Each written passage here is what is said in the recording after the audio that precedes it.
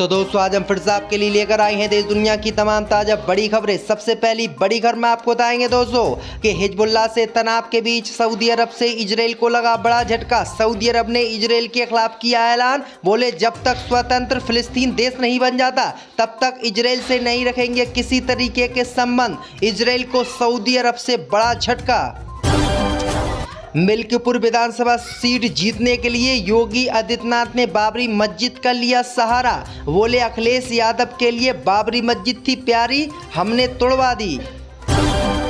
Lebanon में pager blast को लेकर गुस्से में मुस्लिम देश, इजराइल को दे दी अंजाम भुगतने की धमकी, तुर्की भी आया इजराइल के खिलाफ। उत्तर प्रदेश के शाहजहांपुर में आक्रोशित भीड़ ने पुलिस के सामने ढाई मझार, सीओ से धक्का मुक्की की, पुलिस मझार रोकने में हुई नाकाम। पेजर्स हमले के बाद अब हिजबुल्लाह देगा इजराइल को जवाब, इजराइल के खिलाफ मिलिट्री ऑपरेशन हिजबुल्लाह ने किया शुरू, नेतन्याहू की उड़ी नींद। जम्मू कश्मीर को वापस मिलेगा पूर्ण राज्य का दर्जा, प्रधानमंत्री मोदी ने श्रीनगर में किया वादा। तो दोस्तों सभी खबरों को आपको एक एक कर बताने वाले हैं, वीडियो को लाइक कर चैनल को सब्सक्राइब कर दें। इसी बीच पर तो दोस्तों अगली खबर की ओर, तो गाजा पट्टी में जंग के बीच सऊदी अरब से इजराइल को लगा झटका। सऊदी अरब ने इजराइल के खिलाफ किया ऐलान, बोले जब तक स्वतंत्र फिलिस्तीन देश नहीं बन जाता तब तक नहीं रखेंगे इजराइल से कोई संबंध। दोस्तों आपको बता दें कि गाजा पट्टी में जंग के बीच सऊदी अरब से इजराइल को आज बड़ा झटका लगा है। सऊदी अरब के क्राउन प्रिंस मोहम्मद बिन सलमान ने इजराइल के खिलाफ बड़ा ऐलान कर दिया है। सऊदी अरब ने ऐलान किया है कि जब तक स्वतंत्र फिलिस्तीन देश अलग नहीं बन जाता तब तक वो इजराइल से किसी प्रकार के संबंध नहीं रखेगा। सऊदी अरब के इस ऐलान के बाद पूरे इजराइल की नींद उड़ गई है, क्योंकि इजराइल को उम्मीद थी कि सऊदी अरब उसके साथ रहेगा क्योंकि वो अमेरिका का सहयोगी है। लेकिन अमेरिका के भी लात मारते हुए सऊदी अरब के क्राउन प्रिंस मोहम्मद बिन सलमान ने फिलिस्तीन का साथ दिया और इजराइल के खिलाफ ये बड़ा ऐलान किया है। सऊदी अरब के इस ऐलान से मुस्लिम देश भी खुश हो गए हैं और अब मुस्लिम देश खुलकर इजराइल का विरोध कर रहे हैं, जो इजराइल के लिए सबसे बड़ा झटका माना जा रहा है। इसी बीच पर तो दोस्तों अगली खबर की ओर, तो मिल्कीपुर पहुंचे योगी आदित्यनाथ ने अखिलेश यादव पर साधा निशाना, बोले बाबरी मस्जिद इनके लिए थी प्यारी।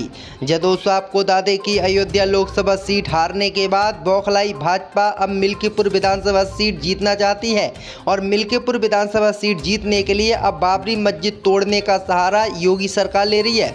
दरअसल आपको बता दें कि मिल्कीपुर पहुंचे उत्तर प्रदेश के मुख्यमंत्री योगी आदित्यनाथ ने बाबरी मस्जिद को लेकर अखिलेश यादव पर निशाना साधा।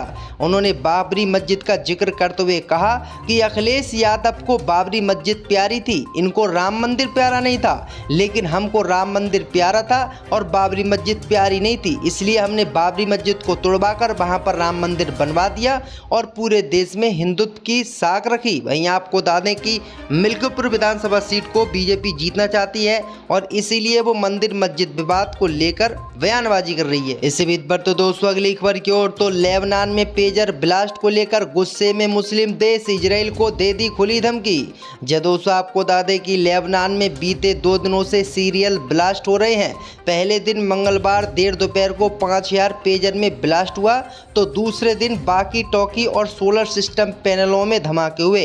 इन धमाकों में अब तक 32 लोगों की मौत हो चुकी है और 4500 से ज़्यादा लोग घायल हैं। वहीं आपको बता दें कि मरने वालों और घायलों में लेबनानी समूह हिजबुल्लाह के लड़ाके शामिल हैं। वहीं आपको बता दें कि इन हमलों के लिए हिजबुल्लाह ने इजराइल को जिम्मेदार बताया है और लेबनान पर इस तरह के हमले की दुनिया भर में आलोचना हो रही है।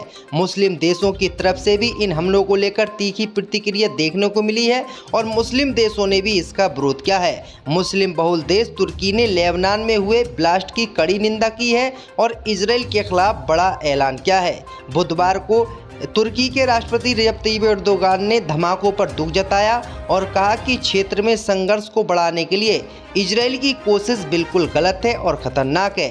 तुर्की ने कहा कि अगर इजराइल ऐसी कार्रवाई और लेबनान पे करेगा तो वो इसका विरोध करेगा और लेबनान का खुलकर साथ देगा। इसी बीच पर तो दोस्तों अगली खबर की ओर, तो यूपी के शाहजहांपुर में आक्रोशित भीड़ ने पुलिस के सामने ढाई मझार, सीओ से धक्का मुक्की। दोस्तों आपको बता दें कि उत्तर प्रदेश के शाहजहांपुर के सिंधौली के गांव सहोरा में मजार के पुनर्निर्माण के विरोध में बृहस्पतिवार को हिंदूवादी संघों ने हंगामा किया और हंगामे के बीच उस मजार को ढा दिया। इसके बाद मौके पर स्थिति तनावपूर्ण हो गई। समझाने गए सीओ से भी लोगों ने धक्का मुक्की कर दी। वहां भारी पुलिस बल तैनात किया गया। पोवाया एसडीएम और सीओ को संयुक्त रूप से मामले की जिम्मेदारी दी गई है।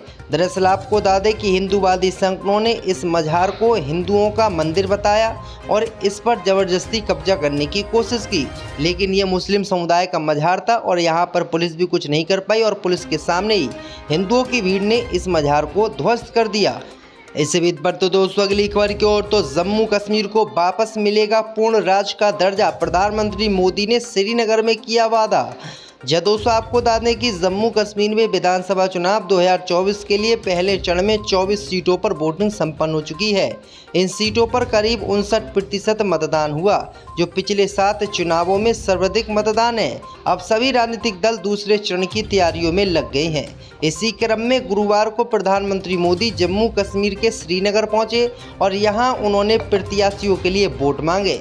प्रधानमंत्री मोदी ने अपने भाषण की शुरुआत कश्मीरी भाषा में की। उन्होंने कहा कि हम सबका मकसद जम्मू कश्मीर की तेज तरक्की का जज्बा और बुलंद करने के पैगाम के साथ मैं आपके बीच आया हूं। इस बीच प्रधानमंत्री मोदी ने कहा कि जम्मू कश्मीर को पूर्ण राज्य का दर्जा वापस जल्द मिलेगा। प्रधानमंत्री ने कहा कि मैं श्रीनगर में वादा करके जाता हूं कि चुनाव संपन्न होने के बाद बहुत जल्दी हम जम्मू कश्मीर को पूर्ण राज्य का दर्जा देंगे। दरअसल आपको बता दें कि जम्मू कश्मीर की जनता केंद्र की मोदी सरकार से लगातार जम्मू कश्मीर को पूर्ण राज्य का दर्जा दिए जाने की मांग कर रही है, जो कि मोदी सरकार ने छीन लिया था। इसी बीच पर तो दोस्तों अगली खबर की ओर तो इजराइल के पेजर अटैक का हिजबुल्लाह देगा जवाब, इजराइल के खिलाफ मिलिट्री ऑपरेशन की कर डाली तैयारी। दोस्तों आपको बता दें कि लेबनान में हुए पेजर्स सीरियल ब्लास्ट के बाद हिजबुल्लाह भड़का हुआ है। हिजबुल्लाह ने इस हादसे के पीछे इजराइल के होने की बात कही है। लेबनान न्यूज के मुताबिक हिजबुल्लाह अब इजराइल के खिलाफ सैन्य अभियान शुरू करने की तैयारी में जुट गया है। आपको बता दें कि मंगलवार को लेबनान की राजधानी बैरूत में हिजबुल्लाह के लड़ाकों और चिकित्सकों के कई पेजर्स में एक साथ ब्लास्ट हुआ। लेबनान के स्वास्थ्य मंत्री ने कहा कि देश भर में पेजर विस्फोटों से 8 लोगों की मौत हो गई है और 2750 लोग घायल हो गए हैं। वहीं आपको बता दें कि इस घटना की निंदा करते हुए हिजबुल्लाह ने इजराइल के खिलाफ अब मिलिट्री ऑपरेशन शुरू कर दिया है और कभी भी इजराइल पर अटैक हिजबुल्लाह कर सकता है और अपनी आर्मी को इजराइल भेज सकता है। इस बीच बढ़ते दोस्तों अगली खबर की ओर तो हरियाणा विधानसभा चुनाव में हार को देखते हुए बीजेपी ने करे 20 वादे, अग्निवीरों को नौकरी, महिलाओं को 2100 रुपये देने का किया ऐलान। दोस्तों आपको बता दें कि हरियाणा विधानसभा चुनाव में हार को देखते हुए भाजपा ने अपना नया संकल्प पत्र जारी कर दिया है।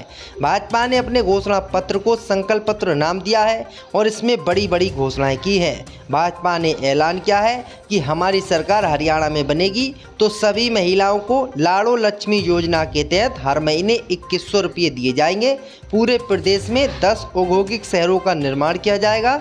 हर शहर में 50,000 युवाओं को नौकरी दी जाएगी और जो अग्निवीर योजना है उस अग्निवीर योजना के तहत जो भी अग्निवीर वापस हरियाणा में आएंगे उन्हें नौकरी दी जाएगी।